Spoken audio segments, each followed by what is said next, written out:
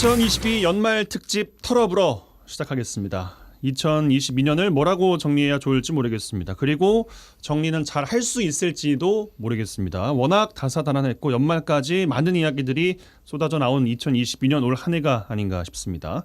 오늘 1시간 동안 중앙 이슈와 지역 이슈 정리 매주 금요일을 책임져주는 두 분과 함께라면 가능하지 않을까 싶습니다. 스튜디오에 직접 함께 모신 것은 또 처음이어서 또 이렇게 떨리기도 하고 설레기도 한 두 분과 함께 바로 해볼 텐데 소개 먼저 해드리죠. 순천 광양 구례 곡성을 더불어민주당 서동용 의원 함께합니다. 어서 오십시오. 반갑습니다. 순천 광양 곡성 구례을 국회의원 서동용입니다. 국민의힘 순천 광양 구례 곡성갑 당협위원장 천하람 변호사 함께합니다. 어서 오십시오. 네, 순천의 천하람입니다. 네, 두 분께서는 이 라디오 전망대 말고 뭐 다른 방송을 통해서나 아니면은 같이 만나 뵌 적이 있으신지도 궁금하네요. 네, 방송을 통해서는 아닌 것 같고 네. 그냥 의원님이랑은 다른 데서도 뵙고 그랬어요. 예, 가끔 네. 행사하고 그럴 때 네. 행사하고 그럴 때 서로가 제 첫 방송 때 뭐 서동용 의원께 천하람 변호사란 뭐 이런 거 이제 유치한 거 이렇게 여쭤보곤 했었는데 그런 게 재미죠. 그러니까요. 근데 이게 처음 공식적인 자리에서 이렇게 맞대면 하는 것은 또 처음이라고 이야기를 하시니까. 근데 저도 되게 기억에 남는 게 예전에 그 경선할 때 민주당 경선할 때 이낙연 대표께서 순천에 오신 적이 있었어요. 그래서 저도 이제 그날 하필 일정이 겹쳐가지고 순천역에 갔는데 서 의원님이 굉장히 이렇게 반갑게 저를 맞아주시면서 와가지고 이낙연 대표한테 인사 좀 하고 하라고. 그래서 사실 그 이야기하셨던 것 같아요. 네, 되게 뻘쭘했거든요. 아무래도 거기 민주당 분들만 주르륵 계시고 그래가지고 그랬는데 의원님 잘 챙겨주셔가지고 네. 한결 편안했습니다. 좋은 이미지로 남아 있으십니까? 그럼요. 화답을 좀 해주시고. 예. 뭐 천하람 변호사님이야. 이제 그 지역의 정치 풍토나 정치권 인사들이 사실은 한 색깔인 게 좀 많잖아요. 근데 좀 색깔을 달리하시고 굉장히 좀 그 활달하고 활동적인 그 많은 지식을 갖추신 젊은 변호사가 정치를 하시겠다고 해서 저희는 되게 보기 좋은 모습이고요. 활동 자체도 참 긍정적으로 잘 보고 있습니다. 예. 또 어찌 보면 변호사 후배이시기도 하네요. 그럼요. 지역에서는. 예. 근데 이제 변호사 활동을 또 같이 해본 적은 없어요. 제가 이제 막판에 출마 때문에 제가 좀 안 했었고 네. 순천에 오신 게 좀 늦게 오시기도 했고. 예, 맞습니다.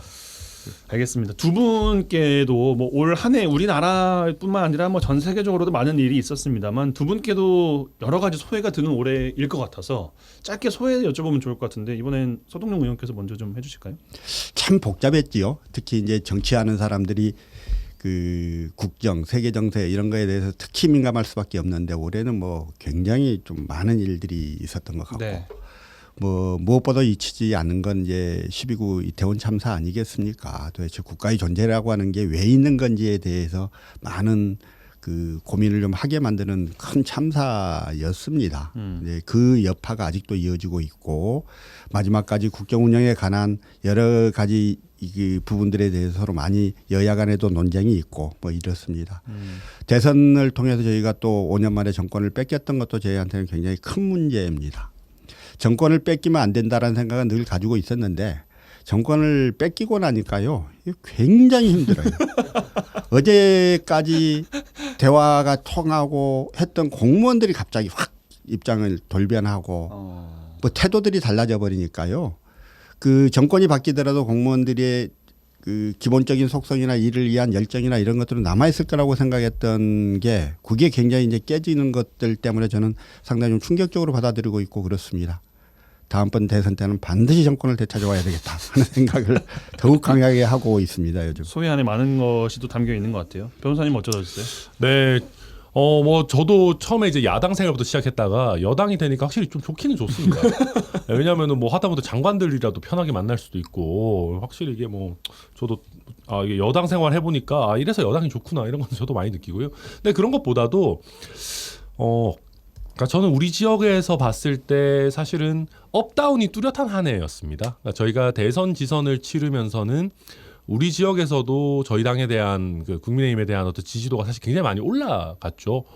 양 선거 다 저희가 역대 최다 득표를 했고 저희 당 기준으로 그러면서 저희가 27년 만에 최초로 순천시 의회에 국민의힘 의원을 배출하는 쾌거도 있었습니다. 그렇네요. 네, 그래서 굉장히 저는 뜻깊은 한 해였고요. 근데 사실 그 이후로 저희가 어찌 보면 이준석 전 대표가 이제 좀 실각하고 전체적으로 당이 굉장히 혼란스러워지면서 그 소위 말하는 서진 정책이라는 거를 좀 할 동력이 많이 떨어졌다. 그러면서 요즘은 물론 제가 더 분발해야 되는 게 있겠습니다만은 우리 지역의 관점에서 봤을 때 국민의힘을 뽑아준 보람을 과연 저희가 드리고 있는가, 그런 거에 있어서는 좀 올해 하반부로 가면 갈수록 좀 많은 아쉬움이 있었다. 뭐 저는 개인적으로 그렇게 봅니다. 예, 올해 두 분 소회만 들었는데 한 해 개괄을 또 다 들을 수 있었던 것이 아닌가 싶은데 하나씩 세부적으로 좀 들어가 볼까 합니다. 그리고 공지 말씀을 드릴 것이 연말 특집 라디오 전망대는 특집으로 1시간 동안 두 분과 함께 하는데 요새 MBC 유튜브와 FM 라디오 동시 송출되고 있다는 점도 말씀을 드리겠습니다. 자, 본격적으로 시작해 보겠습니다. 오늘 특집 토론은 1부와 2부로 나누어서 진행을 할 텐데 중앙 이슈와 지역 이슈로 나누어서 키워드 토론으로 이어가겠습니다. 뭐 특정된 이슈, 특정된 사안을 드릴 수도 있겠습니다만 어떤 키워드를 드리고 또 두 분께서는 어떤 사안을 여기다가 대입을 하실지도 궁금해서 이렇게 토론 방식을 좀 잡아봤고요. 제가 드리는 키워드를 가지고 각자 하고 싶은 이야기를 해주시면 되겠습니다. 뭐 복잡한 건 없고 키워드를 드리면 그 키워드에 맞게 각각 1분 정도 총평을 해주시면 되겠습니다. 그리고 상호 토론으로 이어가 보겠습니다. 자, 1부 중앙 이슈 바로 시작하겠습니다. 첫 번째 키워드는 법과 원칙을 꼽아봤습니다.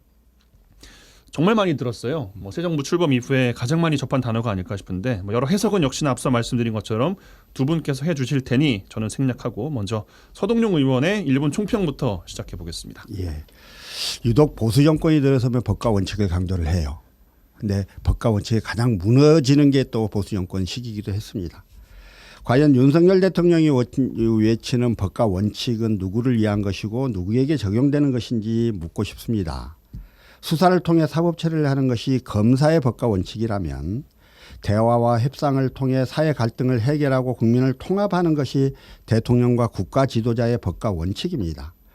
최근 윤석열 대통령이 화물연대 파업에 대해서 강경하게 대응하면서 일부 보수 언론들을 중심으로 법과 원칙의 승리다 이런 자화자찬을 하고 있습니다만 대통령이 하는 행동은 강대강으로 부딪혀서 국가 권력으로 노동자를 압박하는 그러한 것에 불과했다고 봐야 됩니다.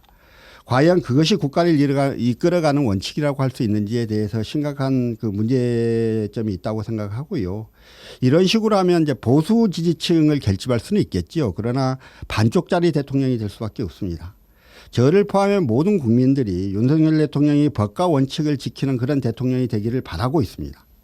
그런데 본인의 입맛에 맞게 선택적으로 법과 원칙을 적용한다면 그건 진정한 대통령이 아닌 대통령 놀이를 하고는 검찰총장일 뿐이다 이렇게 생각이 들고요. 특히 본인 주변과 관련된 사건들 김건희 여사의 주가 조작이나 장모의 부동산 투기와 사기 등의 문제는 전혀 언급조차 않고 수사조차 하지 않고 있지 않습니까? 이런 부분에 대한 국민들의 의구심이 남아 있습니다. 또 전 정권의 일은 모두 문제가 있다고 단정하고 사실을 뒤집으면서 누가 봐도 티나게 정치보복을 하는 것, 이게 대통령의 법과 원칙이라면 우리 국민들은 받아들일 수 없을 것이다 이렇게 생각을 합니다. 천하람 변호사께 바로 드리겠습니다. 법과 원칙 사실 중요하죠. 근데 우리 사회에서 어찌 보면 공권력이라고 하는 것이요 좀 많이 무너져 있는 부분들이 있었습니다. 그걸 또 그러니까 보수나 진보 정권을 가리지 않고 그걸 바로 세우기 위해 노력을 사실 많이 해왔죠. 노무현 대통령 때도 사실은 그랬었었고요. 그러니까 제가 역사적으로 돌이켜 보면 우리가 이제 그 군사 정권 때, 독재 정권 때 이럴 때들 보면 그러니까 본인들이 사실은 헌법을 어겨가면서 독재를 하고 그런 거 아니었겠습니까? 그러다 보니까 역설적으로 그 물론 뭐 범죄와의 전쟁 이런 것도 있긴 했습니다만 일선에서 국민들이 법과 원칙을 어기는 거에 대해서 때로는 관대한 태도들을 좀 보여왔던 것 같아요. 왜냐하면 너무 시민들을 이렇게 억압하면 일상에서 억압하면 그 상단에서 억압하는 것이 또 고스란히 어떻게 보면 그 느끼게 되니까 체감하게 되니까 그러면서 우리 또 사회가 급격하게 많은 변화들을 겪고 이러면서 좀 법과 원칙보다는 되게 감정적인 거, 뭐 때로는 나쁘게 표현하면 떼법이라고 하는 소위 그런 것에 좀 휘둘려 왔던 것도 일부 사실이 아닌가라는 생각도 합니다. 물론 뭐 모든 것이 강경 진압하고 뭐 하고 뭐 원칙대로만 하고 이게 꼭 옳은 건 아니겠습니다만은 그래서 저는 관용과 어떤 뭐 배품 이런 것들이 있더라도 일단은 법과 원칙이 확립된 상태에서 그런 것들이 있어야 된다 생각하고 뭐 윤석열 정부에서 그런 부분 강조하는 건 뭐 어찌 보면 자연스러운 일이다. 그건 뭐 꼭 보수 진보의 문제라기보다는 그냥 뭐 어찌 보면 법과 원칙 지켜야 되는 거 당연한 얘기니까요. 서 의원님께서 말씀해주신 부분 중에 이제 선택적인 법 집행 이런 부분은 저희가 봤을 때는 좀 안타까운 부분도 있습니다. 그러니까 뭐 안타깝다기보다 아쉬운 부분. 사실 윤석열 대통령의 그 법, 뭐 공정, 상식 이런 거는 남보다 나한테 더 엄격할 때 그게 빛을 발하는 거거든요. 그런데 뭐 저는 개인적으로 뭐 김건희 여사 수사 이런 것도 전 정부에서도 열심히 했고 뭐 이렇게 저런 거 안 했다고 생각하지는 않지만 소환 조사 같은 것도 안 하고 그러면서 우리 편한테는 너무 관대한 거 아니야? 이런 인상을 국민들께 일부 드린 게 있는 것 같아요. 그러다 보니까 지금 저는 이재명 대표에 대한 수사나 이런 것들 뭐 전 정부 사람들에 대한 수사 이런 게 전혀 과하다고 저는 개인적으로 생각하지 않는데 근데 또 그걸 과하다고 느끼시는 분들도 계시게 되는 어찌 보면 하나의 뭐랄까요 이미지상의 프레임상의 패배 같은 것들도 좀 있지 않았나 하는 생각도 들고요. 다만 저는 좀 보면서 이게 좀 그 우스운 거는 그 문재인 정부 때 이제 그 고위직에 계셨던 뭐 임종석 실장이나 이런 분들이 문재인 정부 인사 20몇 명이 지금 막 법적으로 처벌받을 뭐 위기에 있고 조사받고 있습니다 이러는데 박근혜 정부 끝나고는 그게 수 100명도 아니고 거의 1000명 단위였거든요. 물론 뭐 탄핵당한 정부랑 비교하냐 뭐 이러지만 그때 그 누구보다 그 검찰 특수부 권한 늘리고 뭐 전 정부를 진짜 수도 뭐 셀 수 없이 이렇게 처벌했던 분들이 문재인 정부 분들인데 이제 와서 이러니까 참 역사가 재밌다는 생각도 들고. 알겠습니다. 네, 뭐 그렇습니다. 뭐 네. 바로 상호 토론을 또 이어주셨기 때문에 네. 서 의원께 바로 드리겠습니다. 예. 제가 아까 말씀드렸지만 꼭 전두환, 박정희, 이명박, 박근혜 정부 때 법과 원칙을 강조를 합니다.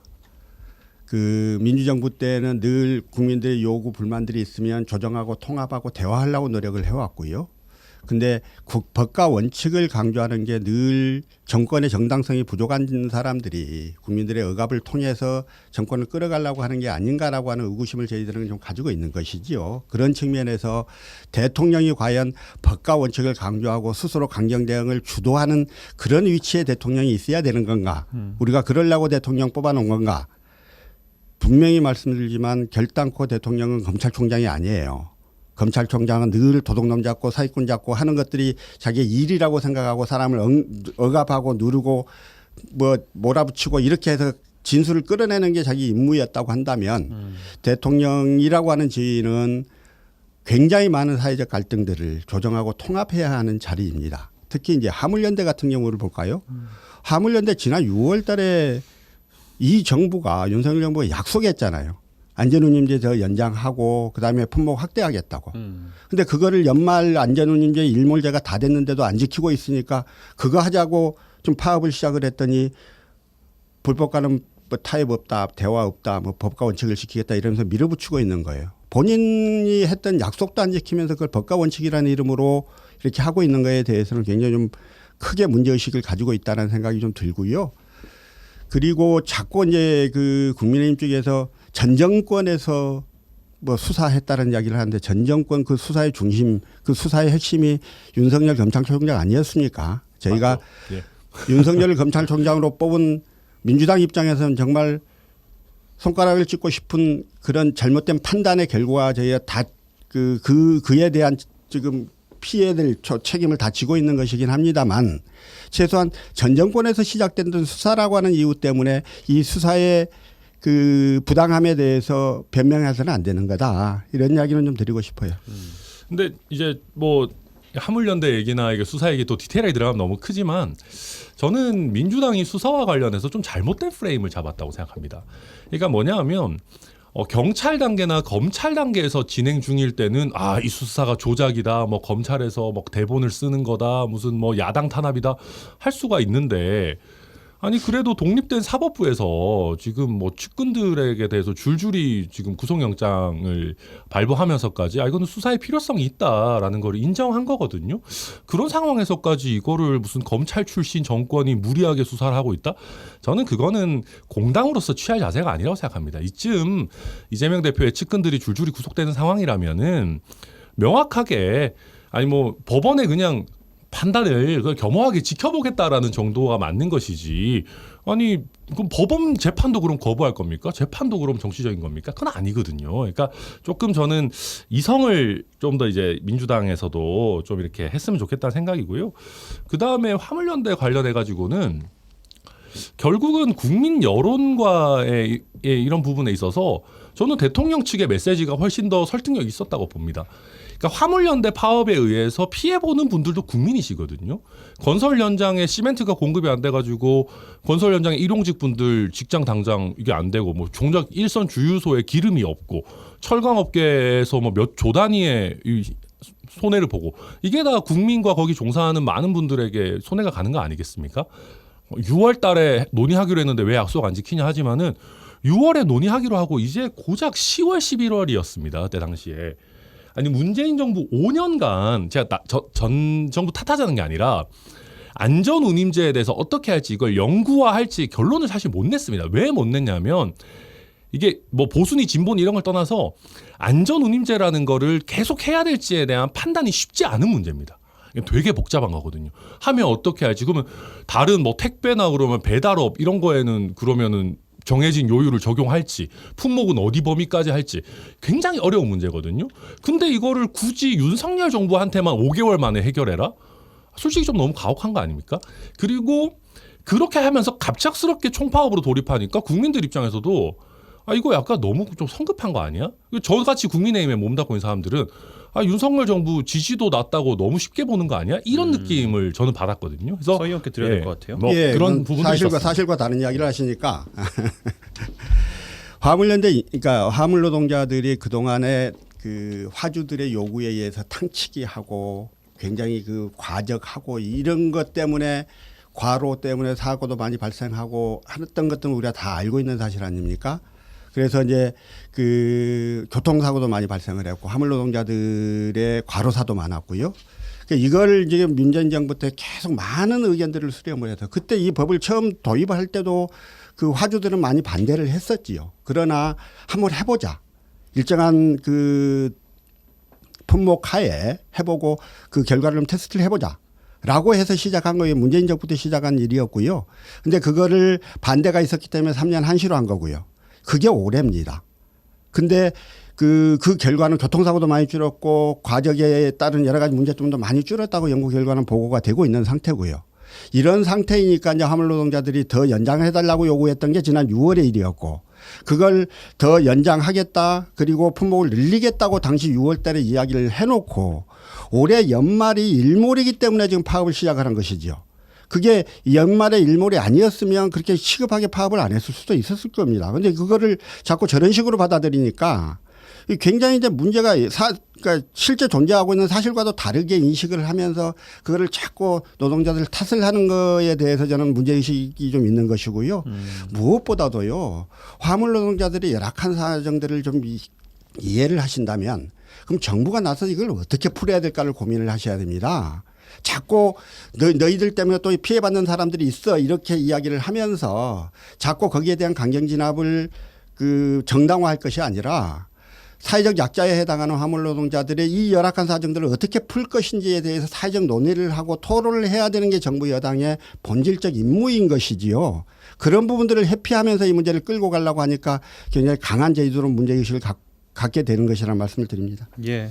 네, 뭐 저희도 그걸 회피하고 있는 건 아니고요. 짧게 좀 마무리해 주시면 좋겠어요. 9월에도 저희가 이제 뭐 그런 부분 대통령 보고도 했고 저희 국토부에서도 지금 이게 안전운임제뿐만 아니라 이게 너무 다단계의 하도급 구조 같은 것들이 있으니까 그런 거 개선하기 위한 부분들 계속 논의 중이다 말씀드리고 그러니까 제가 말씀드린 건 그런 겁니다. 이게 아무튼 그렇게 간단한 문제가 아니다 안전운임제라는 것은. 그리고 이걸 어찌 보면 그냥 총파업이라는 거에만 해서 무작정 저희가 그럼 이분들이 원하시니까 무조건 연구화해야겠다라고 할 수 있는 주제는 아니다. 그렇기 때문에 최초의 국토부에서도 3년 연장하면서 좀 더 지켜보자 연구도 해보자라고 했던 것이고요. 그거를 이제 화물연대에서 좀 받아들이기 힘들다라는 입장이었기 때문에 충돌이 있었지 않나 싶습니다. 네, 알겠습니다. 첫 번째 중앙 이슈 키워드로 법과 원칙을 꼽아봤는데 뭐 윤 대통령 가족에 대한 수사, 뭐 전 정권에 대한 수사, 이재명 대표에 대한 수사, 화물연대와의 갈등 구조들 뭐 요 정도로 하면서 선택적 법과 원칙이다.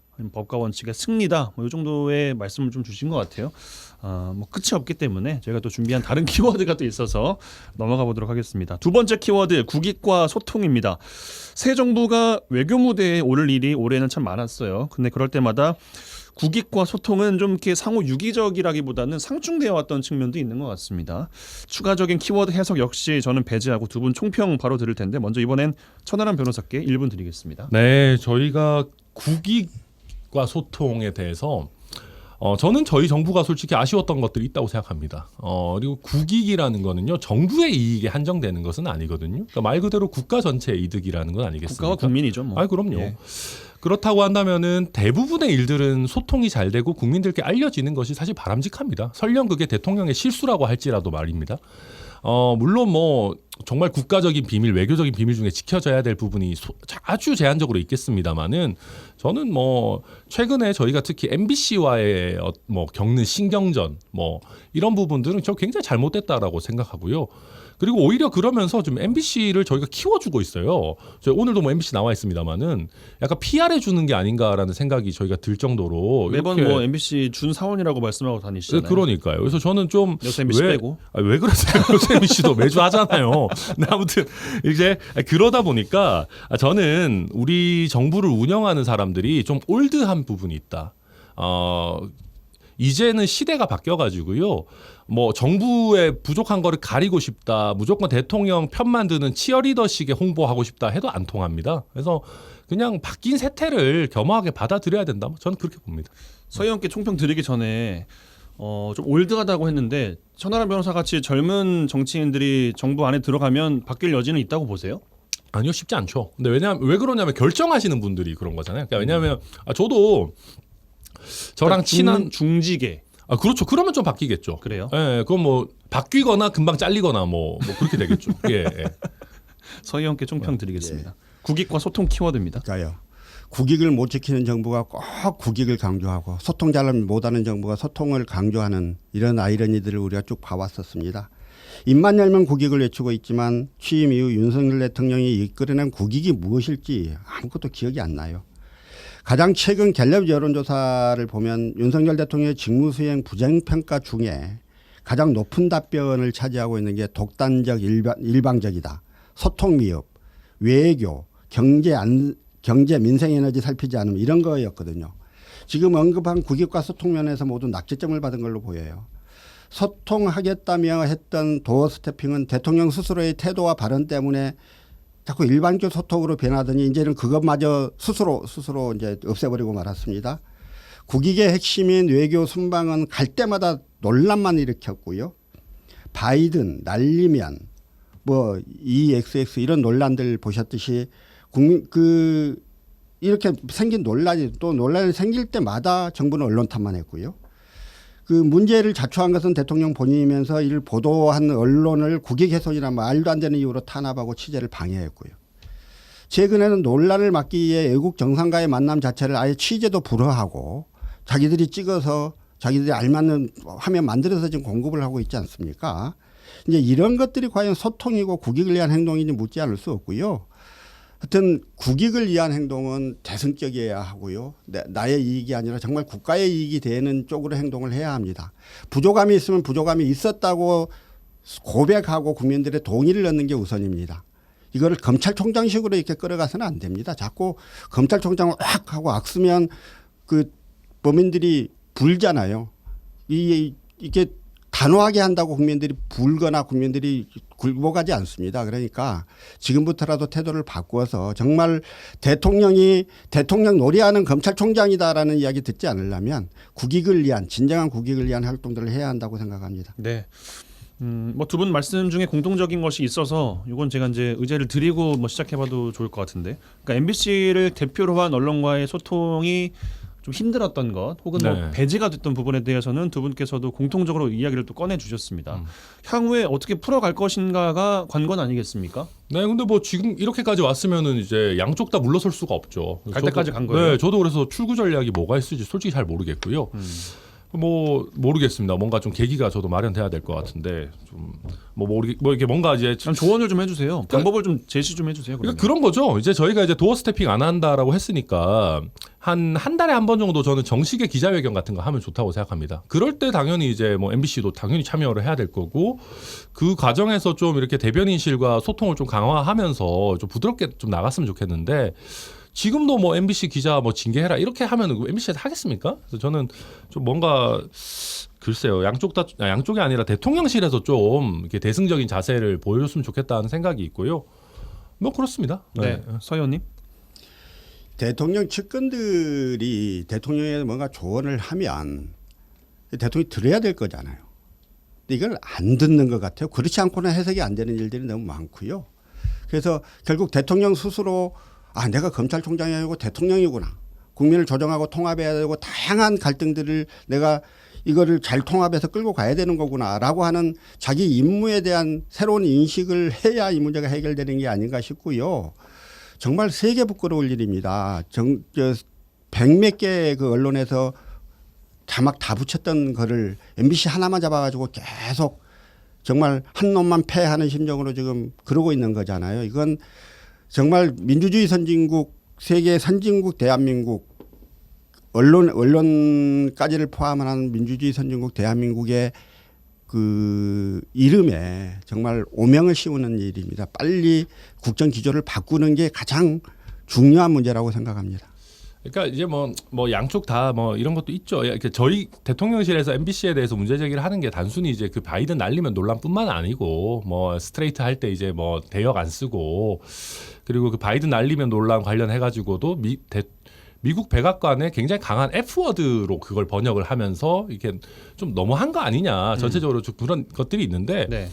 저는 대통령실이 MBC에 대해서 개인적으로 너무하다고 생각할 수도 있다고 생각합니다. 저도 가끔씩 MBC 보면서 이거 너무하는 거 아닌가 싶은 생각도 들 때도 있거든요. 사람이니까. 또 저희 지지층이 안 좋아하는 것도 사실이고요. 근데 그렇다고 해서 뭐 대놓고 뭐 무슨 MBC와의 전쟁을 선포하고 이럴 일은 아니거든요.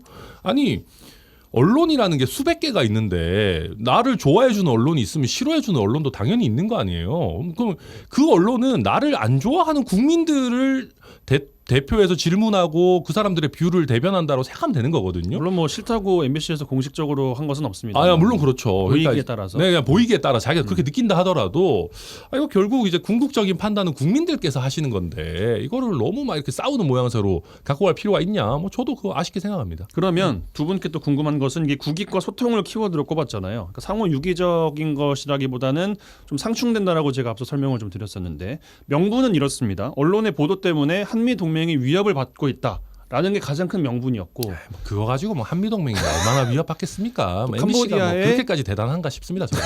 네. 비하 발언인가요? 아니 뭐 비하는 아니지만 비하죠, 비하. 아니 한 개 언론사가 뭐 백악관에다 메일 하나 보낸다고 우리 한미 동맹이 흔들릴 정도면 문제가 있는 거죠. 그리고 캄보디아의 비행기를 대통령기를 태우지 않았던 것도 국익에 방해가 될 수 있다라는 또 명목이었습니다. 뭐 그런 거가 사실은 뭐 얼마나 그렇게 저는 그래서 만들어낸 거예요. 그러면 뭐 모르겠습니다. 뭐 대통령실은 그렇게 느끼는지 모르겠습니다만은. 그리고 거기서 일하는 사람들 입장에서는 되게 아쉽겠죠. 우리 나름대로 이렇게 열심히 하고 뭐하고 하는데 왜 악의적인 프레임으로만 우리를 다루냐 하겠지만은 근데 그게 대통령실의 숙명이에요. 네, 그래서 저는 좀 일한 사람들은 그렇게 느낄 수 있지만 좀 한 발자국 떨어져서 보는 습관을 해야 되는데 너무 감정적인 것 같다. 저는 그래 보입니다. 저희 정권 때도 그렇고 지금도 그렇고요. 저희 이제 국민의힘 의원들이 맨날 조중동 기사 가지고 막 저희 정부 공격합니다. 문재인 정부 때 조중동이 얼마나 집요하게 공격을 해왔었어요. 근데 문재인 정부 때 이런 조치 안 하잖아요. 물론 불만이 있을 때 불만을 호소하고 합니다. 그건 할 수 있는 일이겠죠. 근데 무슨 뭐 특정한 언론사를 비행기를 안 태우고 비행기가 자기 겁니까?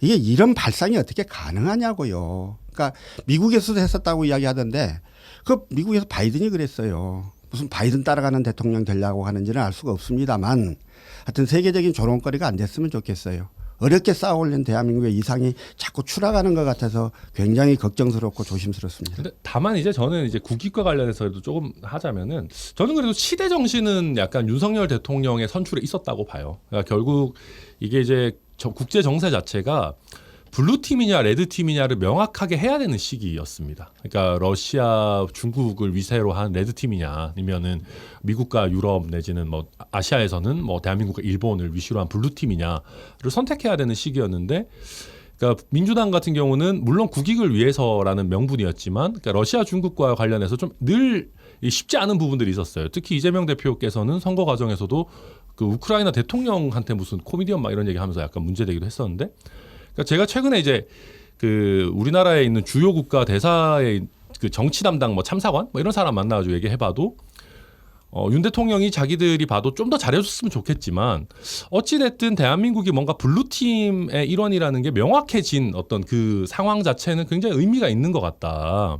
그런 평가를 하더라고요. 그래서 그러면서 또 너무 그러면 중국이나 러시아를 등한시하는 거 아니냐라는 고민도 있었는데, 이번에 지난번 미팅 때도 보면 시진핑이랑도 그래도 얘기도 하고 뭐 이러는 거 보면 나름대로 또 외교 쪽에서 방향성 자체는 잘 잡고 가고 있는 거 아닌가. 뭐 그런 부분들이 이런 나쁜 안 좋은 노이즈들 때문에 오히려 좀 가려지면서 국익의 면에서 마이너스 나는 건 좀 아쉽다. 뭐 저는 그렇게 생각합니다. 저는 저 문제에 대해서는 뭐 아주 강력하게 반대 의견을 좀 이야기를 해야 해요. 서현님 말씀 듣고 예, 이 근데 이제 주제를 이게 마무리하겠습니다. 외교 문제, 외교 정책, 전략 이런 문제가 이렇게 쉽게 끝날 수 있는 문제는 아니기 때문에 다음에 다시 한번 이걸 논쟁할 기회가 있으면 좋겠다는 생각은 있는데요. 네, 언제든지 나오시면 됩니다. 한 가지만 말씀을 드립니다.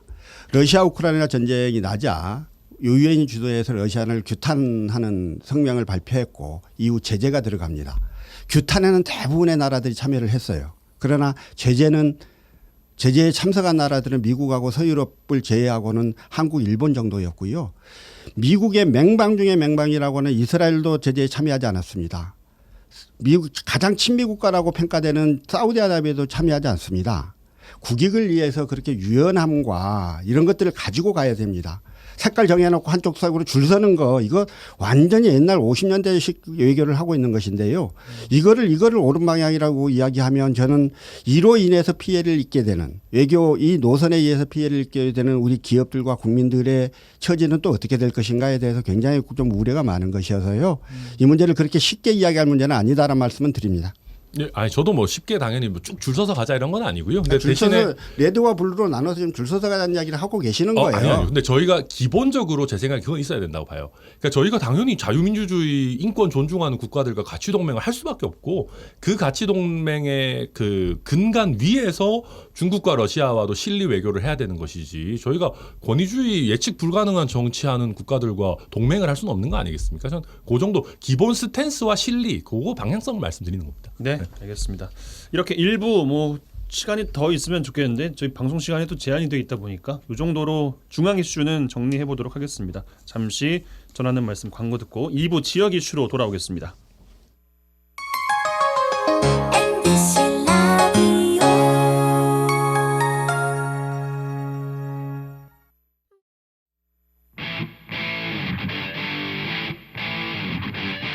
젊고 당찬 시사 생활밀착 뉴스 이용선의 라디오 전망대. 네, 2022 라디오 전망대 연말 특집 털어보러 함께하고 계십니다. 더불어민주당 서동용 의원, 국민의힘 순천갑 당협위원장 천하람 변호사 두 분과 함께하고 있고요. 여수 MBC 유튜브, FM 라디오 동시 송출되고 있습니다. 자, 2부 지역 이슈 바로 들어가 보겠습니다. 시간이 좀 많이 지났어요. 너무 많아서 어떤 이야기를 나눌지 역시 고민이 됐는데 2부에서는 키워드 하나만 꼽아서 두 분께 드리도록 하겠습니다. 협치와 두드러짐을 꼽아봤는데 이 키워드는 설명을 좀 해드려야 될 것 같아요. 소멸해가는 지역에서 지역 간의 협치 아니면 지역 정치인 간의 협치, 지방정부와 의회 간의 협치는 당연하죠. 그런데 각 주체들에게 있어서 이슈별로 좀 두드러져야만 하는 경우들도 적지 않은 것 같습니다. 이 두드러짐으로 하여금 이슈의 진행이 틀어지는 경우들도 좀 종종 있는 것 같고요. 대표적인 게 뭐 현재 미결 과제인 전남 의대 그리고 선거구 획정 이런 것들이 아닐까 싶습니다. 뭐 요 두 이슈 말고도 더 있으면 이야기해 주셔도 되고 역시 총평 1분 듣고 상호 토론 이어가겠습니다. 서동용 의원께 먼저 1분 드리겠습니다. 예, 그 협치와 두드러짐이라고 하는 주제의 그 예로 좀 전남 의대를 이야기하셔서 예. 제가 이 부분 과정 설명을 조금 드려야 될 것 같아요. 이제 그때 전남 동북권 국회의원 후보 4명이 공동 공약으로 내걸었던 것 중에 하나가 이제 여순법도 있었고 그다음에 전남 의대가 있지 맞습니다. 않았습니까? 그래서 그 21대 국회가 들어가자마자 제가 제1호 법안으로 공중보건장학을 위한 특례법 대표 발의를 했어요. 이게 이제 그 공공의대 설치법이었는데요. 네. 이런 내용입니다. 지방에 있는 대학들에서 의사들이 배출이 돼도 전부 돈 벌기 쉬운 수도권으로 가버리니까 지역의 의료 환경도 굉장히 나빠지고 있는 것이지요. 그래서 지방에 있는 의과대학을 나온 사람들이 일정한 기간 동안 의사 자격을 취득한 후에 그 지역에서 의무 복무를 하도록 근무를 하도록 하는 게 이제 지역의사제 아니에요. 예, 예. 그래서 지역의사제를 법으로 도입을 하면서 그러면서 동시에 이 지역의사제를 도입하는 그 의대가 각 광역시도당 한 군데 이상씩을 반드시 두도록 하는 것. 그렇게 되면 전남에는 의대가 없기 때문에 전남에 그러기 위한 의대가 설치돼야 되는 거잖아요. 그래서 네. 저희가 그 법을 만들었었는데 그러고 나서 얼마 있다가 이제 민주당에서 지역의사 1년에 400명씩 10년간 4,000명 하는 거 그다음에 공공의대 설치하는 것 등등에 대한 방안을 발표를 했다가 의사협회가 주도하는 특히 전공의들이 그 중환자실을 내버리고 나와서 데모를 하고 이런 바람에 이제 그게 중단이 되지 않았어요. 그래서 제가 냈던 법안도 그 이후 논의가 안 되고 있었는데 정권이 바뀌고 나니까 이게 정책으로 해결할 수 있는 문제가 아니구나. 라는 생각이 들면서 목포의 김원희 의원이 이거 법률로서 해결을 해보자라고 네. 하면서 목포의대법을 만들었어요. 맞습니다. 그러고 나자 이제 목포가 아니라 하여튼 전남에 일단 전남에 의대가 들어오는 걸 먼저 하고 그다음에 지역은 나중에 결정하면 좋겠다는 생각에 그 소병철 의원께서 전남의대법을 만들었는데 그랬죠. 그때 당시 저도 전남의대법을 준비를 했었어요. 근데 소병철 의원이 하루인가 이틀 먼저 발의를 하셔서 그 내용을 봤더니 거의 유사해요. 그래서 저건 발의를 안 하고 좀 놔둔 상태였고요. 그런 상태에서 뒤에 김혜재 의원이 지금 목포의대법은 있고 순천의대법이 없으면 다음에 이걸 병합 심리를 할 때 힘이 한쪽으로 몰리기가 쉽다. 그러니 병합 심리를 할 때 어떤 힘의 균형을 위해서 순천의대법을 별도로 발의를 하면 좋겠다라고 해서 순천의대법을 발의한 것이었거든요. 그러니까 이게 무슨 두드러지기 위해서 서로 잘난 척하는 게 아니라 나름의 그 과정들이 좀 있었던 문제여서요. 이 문제를 협치를 배반한 두드러짐의 징표처럼 아하. 바라봐서는 안 되겠다는 생각은 있습니다. 알겠습니다. 천하람 변호사께 총평 1분 먼저 드리겠습니다. 네, 이게 뭐 전남의대도 빨리 해결이 돼야 되고 특히 선거구 획정도 사실은 순천과 여수 사이에 뭐 넓게 봐서는 광양, 옥성, 구례까지 다 굉장히 복잡한 문제인데 두드러지기 위해서 참 올해도 열심히 활동하셨어요, 변호사님도. 네, 저도 뭐 제가 할 수 있는 게 뭐 있겠습니까? 뭐 열심히 해야죠, 뭐. 예, 참 열심히 했고요. 근데 이게 참 어려운 문제입니다. 어려운 문제고 저는 그러면서 이 참 소선거구제라는 거에 대한 근본적인 회의가 사실은 많이 들었습니다. 이게 저는 이제 정치권에 반쯤 이제 다리 걸치고 와서 보면서 제일 놀랐던 게 의원들이 놀고 먹지 않습니다. 우리 이제 국민들 너무 생각하면 바빠요. 그럼요. 네. 국회의원들 뭐 대충 놀고 먹으면서 어디 접대만 받으면서 다니는 거 아니냐 하지만 그러지 않거든요. 중앙 이슈 챙기라 지역 이슈 챙기라 다들 굉장히 바쁘게 삽니다. 근데 문제는 소지역주의라는 게 어찌 보면 자연스럽게 생기는 겁니다. 의원들도 다 자기 지역구가 있는 거고 전남 전체의 발전이나 더 크게 봐서는 비수도권 전체의 발전을 생각하기보다는 일단 당장 나를 뽑아준 그리고 뽑아줄 사람들에게 어떻게 내가 어필을 할까를 생각하게 되니까 이 전남의대 문제도 굉장히 꼬이게 되는 것이죠. 그런 면에서 이제 저도 당연히 그 국민의힘 정부에서 이거 밀어붙여가지고 전남의대 빨리 해야 되는데 이게 약간 그 국민의힘에서 보면 아니 전남 안에서도 니네 이거 결정을 잘 못 내고 이러는데 이거 뭐 우리가 어떡하냐 이런 식으로 이제 발 빼기 쉬운 모양새가 만들어지니까 늘 좀 안타깝고요. 저도 그런 면에서 뭐 더 열심히 해야 된다 생각하고 또 한 가지는 그러니까 전남에 많은 민주당 의원분들이 계시지만 확실히 민주당에서 중앙에서 두각을 나타내거나 어떤 그 뭐랄까요 주도권을 가져가는 거가 많이 줄었습니다. 민주당이 명실상부 수도권 정당이 됐거든요. 그러니까 당 입장에서는 좋을지 모르겠지만 이게 우리 지역에서 최고위원 한 명도 못 배출할 정도로 이게 지금 많이 어떻게 보면 영향이 줄어든 상태라서 이걸 어떻게 극복할 거냐 민주당 내부적으로도 뭐 앞으로 2023년에 뭐 관전 포인트 아니겠나 싶습니다. 명실상부 수도권 정당이 됐다고 방금 이야기하셨어요, 민주당이. 그러면서 두드러짐은 좀 불가피한 것 아닌가라는 뭐 이제 해석까지 덧붙여 본다면 어떤 말씀 주시겠습니까? 수도권이 전체 우리 국토 면적의 11.8% 면적으로요. 근데 인구는 51%가 살아요. 그러니까 저기가 너무 인구가 많이 수도권 집중이 강화되고 있고 예. 수도권 국회의원의 숫자가 너무 많아져 버렸습니다. 그러니까 국토의 균형 발전보다는 당장 수도권에서 발생하고 있는 민원을 해결하고 현안을 해결하는 데 우선 집중할 수밖에 없고 이게 자꾸 수도권 집중을 강화하는 방법으로 또 진행이 될 수밖에 없습니다. 이건 사실 수도권 집중이 여기서 더 진행이 되면 나라가 망하는 일이라고 저는 생각을 하거든요. 그런 의미에서 굉장히 심각한 문제다. 이건 민주당 내에서 수도권 정당이 되니 안 되니의 문제도 우리 당의 정책성과 관련해 중요한 문제일 수 있겠습니다만 전체적으로 지금 인구 지형 자체가 굉장히 안 좋은 방향으로 흘러가고 있다는 말씀을 좀 먼저 드리고요. 일단 이제 수도권, 그러니까 호남은 사실 권리당원 숫자에서도 굉장히 많은 데인데 점점 숫자가 이제 우리도 밀립니다. 우리도 밀려서 아까 이제 전환 변호사 말씀하셨던 대로 최고위원 한 명도 배출 못하는 상황이 좀 됐습니다. 이게 의원 개개인의 역량 탓일지 아니면 구조와 흐름 탓일지는 저희가 조금 더 많이 고민하고 좀 봐야 될 문제라고 생각을 하는데요. 어쨌든 민주당을 있게 했고 민주당의 근간이 되어왔던 정말 뼈대가 되어왔던 호남이 민주당에서 제대로 역할을 할 수 있도록 하는 구조들을 만들어져야 한다는 생각을 하고 있고요. 저는 이제 지금 전남이 인구가 자꾸 줄잖아요. 그러니까 전남의 국회의원 숫자를 늘릴 수가 없습니다. 수도권 숫자가 오히려 늘어나게 되는 것이죠. 그런데 전남이 이렇게 적은 단위로 소선거구제를 하다 보니까 아까 뭐 지역이기주의, 소지역이기주의 말씀도 하셨습니다만 그런 것도 굉장히 큰 문제가 돼요. 부산항과 광양항이 한참 다툴 때요. 부산항 문제를 논의하자라고 하면 부산 국회의원 18명이 다 모입니다. 광양항 문제 나오면 광양 국회의원 혼자 가는데 최근에 뭐 우리 저 여수 엑스포 부지 문제를 통해서 보듯이 맞아요. 예. 오히려 항만의 발전에 저해되는 거라도 자기 지역에 이익이 되면 하려고 하는 경향들도 있습니다. 이런 것들 때문에 이 소선거구제가 굉장히 좀 큰 문제가 있는 게 아닌가 지역 발전을 위해서도라는 생각이 들고요. 또 하나가 이제 내부적으로 보면 이게 한 명만 뽑잖아요. 한 명만 뽑으니까 꼭 1등이에요. 그 1등은 그 시민들이 바라보기엔 다양한 분야에서 1등이어야 하는 거죠. 예컨대 경력도 1등이어야 하고 공부도 제일 잘해야 되고 뭐 이러니까 법률가들이 오더라도요. 서로 경쟁이 붙으면 정관 출신하고 일반 변호사하고 붙으면 정관이 이기고요. 그다음에 평검사하고 검사장하고 붙으면 검사장이 이기고요.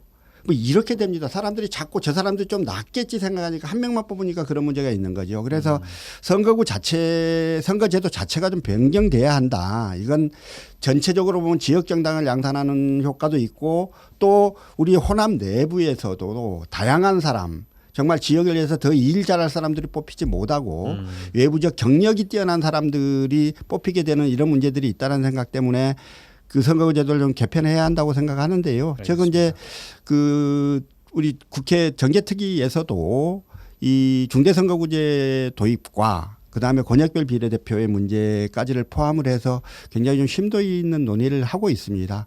사실 이 선거제도를 개편하는 가장 좋은 방법은 저는 국회의원 숫자를 늘리는 거라고 생각합니다. 그런데 국회의원 숫자를 늘리는 것에 대해서는 국민적 저항이 크고요. 그렇죠.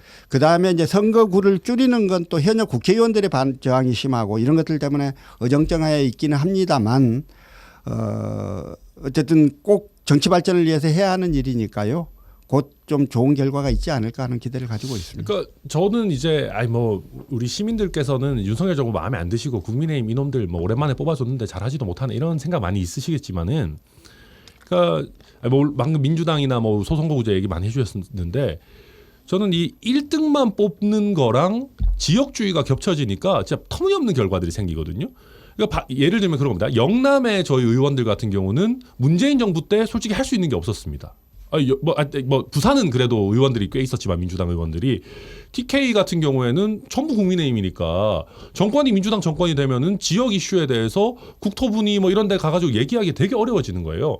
근데 그게 또 반대로 그 국민의힘 정부가 되면은 우리 전남 광주에 있는 전북까지 수많은 국회의원들이 네트워크가 갑자기 싹 사라집니다. 그러니까 이게 그 지역의 발전을 위해서도 좀 어느 정도 다양성이 있어가지고 정권이 바뀌더라도 우리가 뭐 하려던 것들이 꾸준히 좀 이어져야 되는데 그러니까 그런 것들이 너무 타격이 좀 심하게 온다. 그래서 뭐 그나마 지금 뭐 순천 같은 경우는 이슈가 전남의대랑 사실 경전선이 올해 제일 핫했는데 네.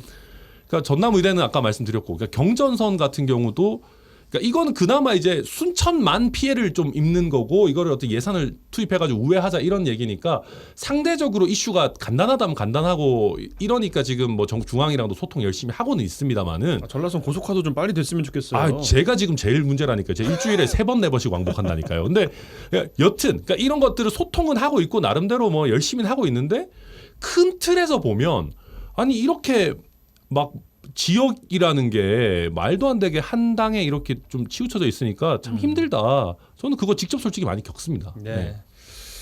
시간이 아쉽네요. 이게 1분 30초 정도밖에 안 남았는데 두 분께서 또 연말이니까 또 이 연말 인사는 또 해주셔야 되지 않겠습니까? 그래서 1, 2부 키보드 토론은 이 정도로 마무리를 좀 하겠습니다. 신년에 또 시간 되시면은 좀 이렇게 자주 나와주시면 이런 또 이렇게 좋은 세트에서 저희가 또 방송도 할 수가 있어요. 그런 거 좀 잘 참고해 주시고 자 덕담과 연말 인사 시간을 좀 시청자분들, 청취자분들께 드리겠습니다. 먼저 서동룡 의원께 짧게 한 30초 정도만 좀 부탁드리겠습니다.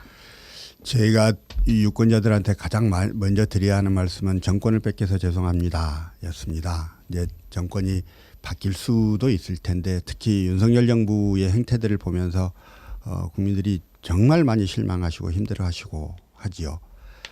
그러면서도 한편 민주당이 과거 민주당이 정권을 잡고 제대로 할 때에 비해서 지금 국민들 유권자들로부터 제대로 신뢰를 받고 있지 못하고 있는 것입니다. 그래서 민주당에 대한 실망과 이 현 정국에 대한 불만 이런 것들이 섞여서 굉장히 좀 힘들어하시는데요.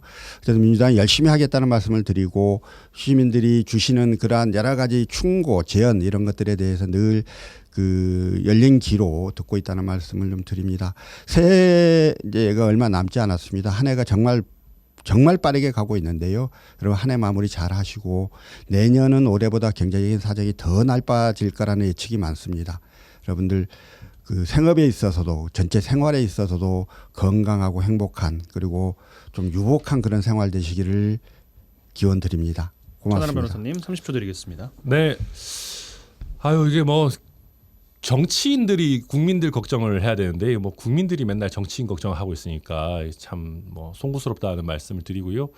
그리고 저도 어찌 보면 올해는 참 중앙의 정치 이슈들도 많았고 이러면서 중앙에만 뻔질나게 너무 많이 다녔습니다. 그래서 그러면서 사실 우리 순천 시민들이나 우리 전남 동부권에 계시는 우리 유권자분들께 소홀한 게 아닌가 하는 개인적인 뭐 반성 같은 것도 있었는데 더욱더 저도 지역도 열심히 챙기고 제가 뭐 비록 윤핵관은 아닙니다만은 그래도 또 할 수 있는 역할을 저희 당내에서 열심히 해보도록 뭐 최선의 노력을 다 하겠습니다. 그래서 2023년 뭐 쉬운 해라는 게 있겠습니까만은 그래도 우리가 2023년 연말에는 내년에는 조금 더 우리 삶이 나아질 거야라고 하는 희망을 가질 수 있는 그런 형태의 대한민국이 됐으면 좋겠다. 뭐 저도 그러기 위해 노력을 열심히 하겠다 말씀드리겠습니다. 알겠습니다. 민주당 서동룡 의원, 국민의힘 순천갑 당협위원장 천하람 변호사 귀한 시간 내주셔서 고맙습니다. 오늘 고맙습니다. 네, 감사합니다. 고맙습니다.